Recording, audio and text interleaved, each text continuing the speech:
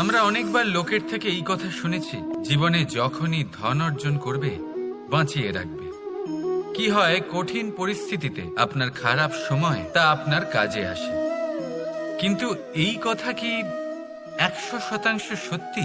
ভাবুন, এই সমস্ত ধন যে আপনি অর্জন করেছেন তা কি আপনাকে সুস্বাস্থ্য দিতে পারবে?